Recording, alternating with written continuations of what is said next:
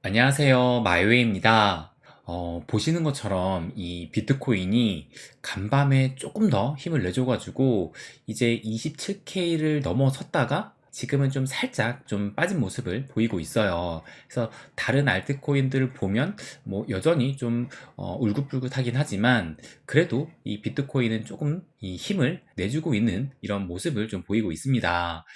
그래서 이 차트를 보시게 되면 지금 뭐 여전히 이 하락 추세 속에서 움직이곤 있지만 그래도 이 채널 안에 이 상단에 지금 위치해 있으면서 이제는 이 상단 돌파를 좀 기대해 볼 수 있는 그런 위치까지 좀 올라온 것 같아요. 그래서 지금 보시는 것처럼 지금 이 일봉이 딱 요 상단에 이 저항선을 맞고 지금은 살짝 내려왔다라는 것을 알 수가 있습니다. 그래서 어느 정도 여기서 좀 숨고르기를 한 다음에 다시 재차 이걸 좀 뚫어보려는 그런 움직임이 나오지 않을까 좀 생각이 들어요. 그렇다면 얼마 전까지만 해도 계속 이렇게 좀 하락을 했었는데 갑자기 이렇게 이 비트코인이 좀 반등을 하면서 이런 상승을 보이고 있는 이유가 바로 요것을 좀 들 수 있을 것 같아요. 요 차트를 보시는 것처럼 15일에 이 미국의 연준에서 기준금리를 발표를 했는데 시장의 예상대로 동결로 발표를 했었어요. 그런데 이 미 증시는 동결로 발표가 되면서 상승을 했는데도 불구하고 이 비트코인은 오히려 이렇게 하락을 했습니다. 그러다가 이 16일 날 오전에 블랙록이 이 SEC한테 현물 기반 비트코인 ETF를 출시하기 위해 이 신청서를 제출했다라는 이런 소식이 또 전해지면서 보시는 것처럼 이때를 기점으로 해서 이렇게 또 상승이 나왔던 거예요. 그래서 다시 이 차트를 보시게 되면 그 시점이 바로 이 화살표의 이 시점이고 그때 이후로 지금까지 계속 이런 상승을 보이면서 오늘은 27K까지도 터치를 했다가 지금은 살짝 이렇게 좀 내려온 모습을 좀 볼 수가 있습니다. 그래서 어쨌든 이 상승세가 좀 더 이어지기만 한다라면 이런 하락 추세를 좀 깨는 움직임이 나오면서 지금까지 이 분위기는 좀 반전될 수 있다라고 생각을 하는데 그렇다면 지금 이 상승 재료로 쓰인 이 블랙록의 현물 비트코인 ETF는 과연 언제 승인이 날까? 그것이 또 궁금하실 텐데요. 그거에 관련해서 오늘 이렇게 또 기사가 나와가지고 요것도 한번 확인을 해볼게요. 그래서 요 블룸버그의 애널리스트가 블랙록의 비트코인 ETF 승인 여부는 연내에 결정이 될 듯하다라고 하면서 승인 여부가 올해 말에 결정될 것으로 보이는데 블랙록은 뭔가 알고선 이 현물 ETF를 신청했을 것이라 생각을 한다라고 말을 하면서 따라서 이 ETF가 승인될 확률은 50% 정도로 보고 있는데 일단 승인이 나던 안 나던 나는 블랙록에 베팅할 예정이다 라고 이렇게 이 블룸버그의 애널리스트는 좀 긍정적으로 해석을 했어요. 그래서 이런 긍정적인 분위기가 조금 더 이어진다라고 한다면 이 지금까지의 분위기는 충분히 이 반전이 될 수 있을 것 같은데 또 제가 지난 방송에도 말씀드렸지만 또 요걸 보시면 뭐 나스닥 같은 경우는 뭐 지난 3월 이후로 지금 뭐 거의 쉴 틈 없이 이렇게 큰 상승을 보여왔기 때문에 좀 비싸졌다라는 인식이 퍼지면서 그에 반해 이 비트코인 이 암호화폐 시장은 보시는 것처럼 4월 이후로 지금 계속 이렇게 내리막을 걸었기 때문에 상대적으로 좀 더 싸 보인다라는 그런 인식이 퍼지기만 한다라면 충분히 지금의 상승세를 좀 더 이어갈 수 있다라고 생각을 해요. 그래서 아무튼 지금 현재 이런 상승세로 보시는 것처럼 이 비트코인만 조금 더 상승을 하고 있는 모습인데 그런데 이 얘기는 이 비트코인의 도미넌스가 증가하고 있다라고 볼 수가 있는 거예요. 그래서 또 이 비트코인 도미넌스의 차트를 한번 보시면 최근 이 비트코인 가격이 좀 상승을 하면서 현재 이 비트코인의 도미넌스가 50%를 돌파를 했습니다. 그래서 현재 이 비트코인의 도미넌스는 2021년에 이 암호화폐 불장이 4월 달에 있었고 11월 달에도 있었잖아요.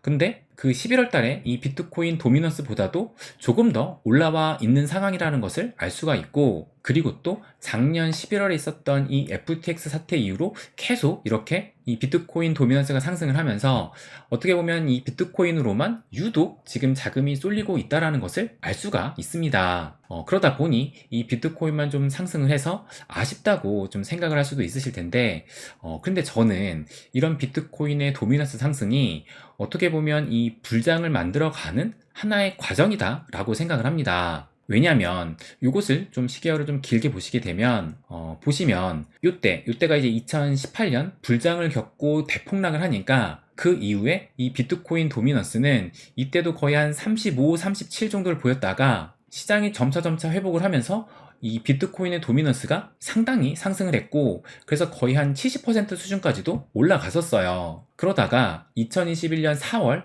그때 이제 알트 대불장이 왔는데, 그때 비트코인에 있는 자금을 빼서 알트코인들을 매수를 하다 보니 이렇게 이 비트 도미넌스가 급격하게 하락을 했다라는 것을 알 수가 있습니다. 그러니까 지금의 이런 비트코인 도미넌스의 상승은 뭐 이것이 과거처럼 뭐 70%까지 올라갈지는 모르겠지만, 제가 보기엔 아무리 그래도 이제 이 알트들의 시장이 좀 커졌기 때문에 좀 70까지 가기는 좀 어렵지 않을까 생각이 드는데, 아무튼 다가온 이 알트 대불장을 위해서는 이 비트코인의 도미넌스 상승은 어쩌면 좀 반드시 필요한 부분이다 라고 볼 수도 있을 것 같아요. 그래서 지금 뭐 비트만 오른다고 해가지고 속상해할 필요는 없고, 그리고 또 이 비트코인이 올라야 또 대중들의 이 관심이 늘어나면서 이 시장에 신규 유입이 또 증가가 될 거예요. 그리고 또 사람이 많이 몰리게 된다라면 비싼 비트코인보다 상대적으로 훨씬 싼 이 알트코인들의 자금이 몰릴 수밖에 없다라고 또 생각을 합니다. 그러니까 뭐 비트코인이 아무리 좋다 하더라도 인간 심리가 다 비슷비슷하기 때문에 알트코인에도 반드시 자금이 몰릴 거예요.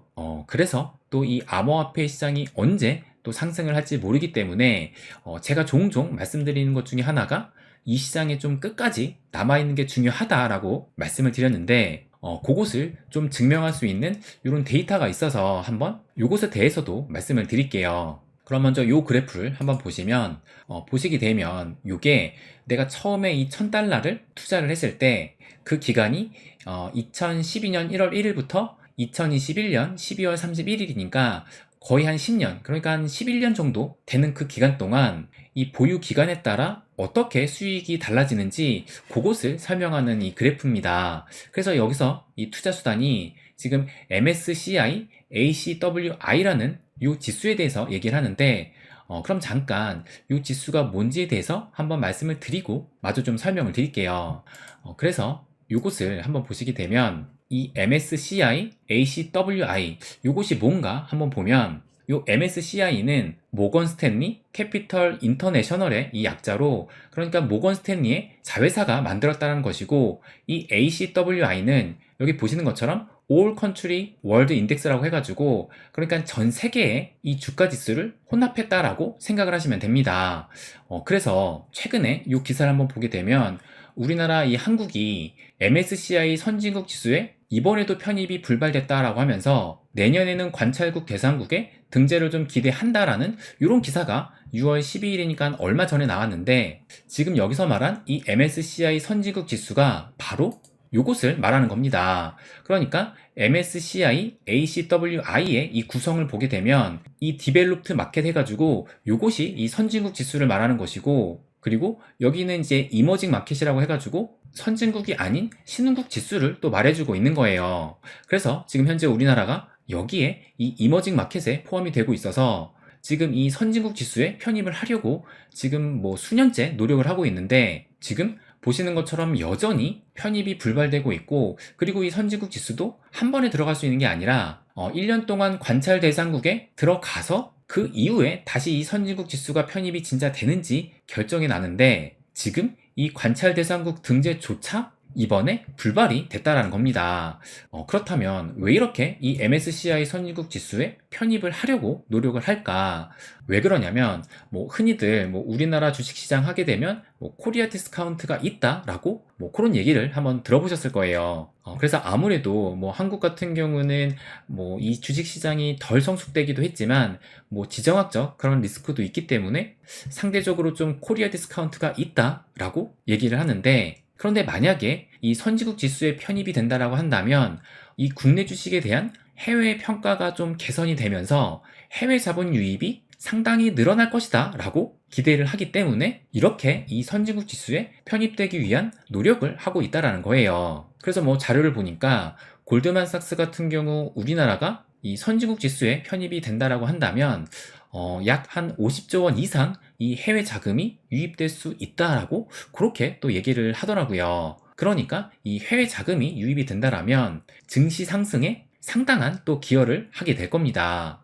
그래서 아무튼 지금 뭐 요거 설명을 하려다가 좀 설명이 좀 길어졌는데, 그러니까 내가 1000불을 가지고 거의 한 10년 동안 이 전 세계 주식시장을 다 합한 그 지수에 투자를 한다라면, 그래서 여기 이 10년이라는 전체 기간 동안 투자를 했으면 그 평가 자산은 1000불에서 3000불로 증가가 됐다라는 것이고, 그런데 만약에 이 10년이라는 기간 동안 여기 보시면 최고의 10일, 그러니까는 가장 크게 주가가 올랐던 그 10일을 만약에 놓쳤다라면 그 평가 자산은 2000불로 쪼그라들고, 그래서 총 기대 수익의 50%를 놓치게 된다는 얘기입니다. 그런데 만약에 이 최고의 날 중 20일을 놓치게 된다라면 그 기대 수익은 1500달러 수준으로 떨어지게 되는 것이고, 마찬가지로 이 기대 수익의 71%를 놓치게 되는 거예요. 그런데 만약에 또 30일을 놓치게 된다면 또 이것은 더 수익이 줄어들면서 기대 수익은 1300달러로 줄어들고, 이번엔 85%를 놓치게 된다라고 얘기를 합니다.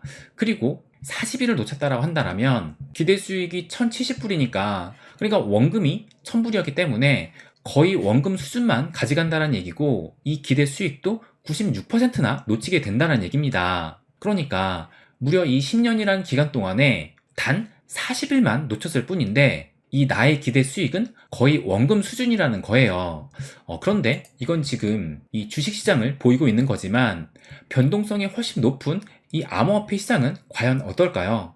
물론 이 살아남을 코인을 들고 있어야 한다라는 그런 전제가 붙긴 하지만, 그런데 주식시장 역시 이렇게 지수에 투자하지 않는 이상 만약에 하나의 종목에 투자한다라면 뭐 마찬가지일 거예요. 그리고 그렇다라면 이 코인 시장 같은 경우는 뭐 거의 뭐 지수라고 할 수 있는 이 비트코인을 들고 있으면 됩니다. 이 암호화폐 시장에서 뭐 비트코인이 없다라는 것은 뭐 상상도 할 수가 없으니까요.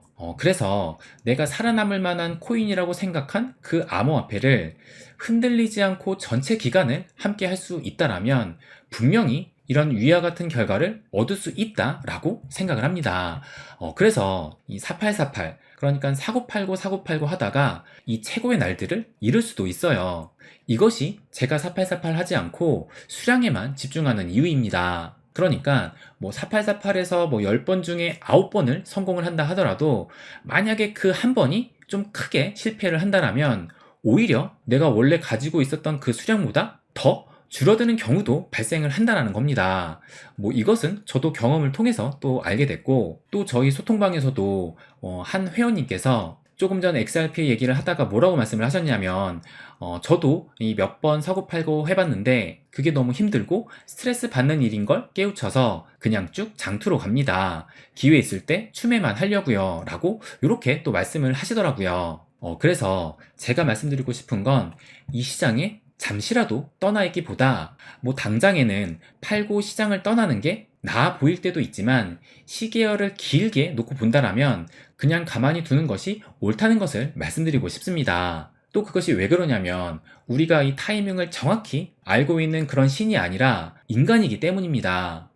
그리고 또 하나 또 의미 있는 데이터가 있어서 그것도 한번 좀 보여드리면, 요 기사인데 먼저 요 기사부터 한번 보면 비트코인 장기 보유자의 매도가 크게 줄어들었다라고 하면서 가격 상승 전조일 수도 있다라는 이런 기사가 또 어제 나왔습니다. 그래서 뭐라고 하냐면 요 지표를 지금 보여드릴 건데, 요 지표가 빨간색으로 바뀌면 LTH, 그러니까 롱텀 홀더, 요 장기 보유자를 말하는 건데, 이 롱텀 홀더들이 활발하게 비트코인을 판매하고 있다는 뜻이고, 최근 이 장기 보유자의 매도 활동 감소는 일반적으로 시장의 미래에 대한 낙관적인 전망이 커지고 있음을 의미하며 비트코인 가격 상승의 전조일 수 있다라고 이렇게 또 얘기를 합니다. 그래서 이 차트도 한번 보여드리면, 조금 전에 기사에서 이 장기 보유자가 매도를 할 때 이 빨간색이 표시된다라고 얘기를 했잖아요. 그러면 이 장기 보유자들의 매도가 집중되었던 시기를 한번 보면, 보시는 것처럼 그러니까 요때는 그 2017년도부터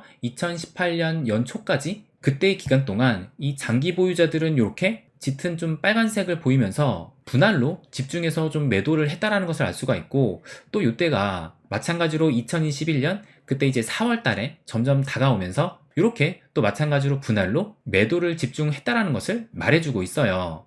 그리고 또 이걸 보면 작년에 이 루나 사태 때나 이 FTX 사태 때 그 어느 때보다 이 거래량이 폭발을 했지만 보시는 것처럼 이 장기 보유자들의 이 매도세는 뭐 거의 미미했다라고 볼 수가 있어요. 그러니까 그렇게 대폭락이 왔을 때 장기 보유자들은 거의 팔지 않았고 어떻게 보면 단기 홀더들, 그러니까 개미들만 엄청나게 손절을 했다라는 겁니다. 그리고 지금 현재를 보게 되면 현재는 뭐 장기 보유자들의 매도세가 뭐 완전히는 아니더라도 뭐 거의 없다라는 것을 알 수가 있어요. 그리고 오히려 이 기사도 하나 더 보시면 이것도 어제 나온 기사인데 100BTC 미만의 보유 기간 투자자들은 최근 한 달 동안 뭐 2286개의 비트코인을 매집을 했다라고 하면서 이 기관 투자자들이 지난 한 달간 채굴 물량의 254%에 해당하는 양을 매집하며 보유량을 늘리고 있다라고 이렇게 또 기사가 나왔습니다. 그러니까 지금 어떻게 보면 이 수량을 많이 모으지 못한 이 기관 투자자들은 최근의 하락세를 기회로 좀 집중적으로 비트코인을 매수하고 있다는 얘기입니다. 지금은 뭐 사고 밑에서 죽겠다 뭐 이런 생각을 할 때가 아니라 떨어질 때마다 계속 수량을 늘려가야 된다는 얘기예요. 괜히 이러다가 갑자기 어느 순간 확 오르게 되면 아까도 말씀드렸지만 원래 갖고 있던 수량보다도 더 적어질 수도 있는 거예요. 그러니까 그런 리스크를 없애기 위해서라면 떨어져도 쫄지 말고 조금이라도 수량을 좀 늘려갈 수 있는 그런 용기가 그 어느 때보다 좀 필요한 시점이다라고 저는 그렇게 생각을 합니다. 그리고 또 이제 뭐 반감기도 1년도 안 남았기 때문에 타이밍 재지 말고 또 누가 보기에는 뭐 우둔해 보일 수도 있지만 결국엔 그렇게 가는 자가 가장 많은 수량으로 가장 많이 웃을 수 있다라고 그렇게 생각을 합니다. 네, 그럼 오늘은 여기까지 하겠습니다. 항상 제 이야기 끝까지 들어주셔서 감사드립니다. 부자가 되는 길, My Way.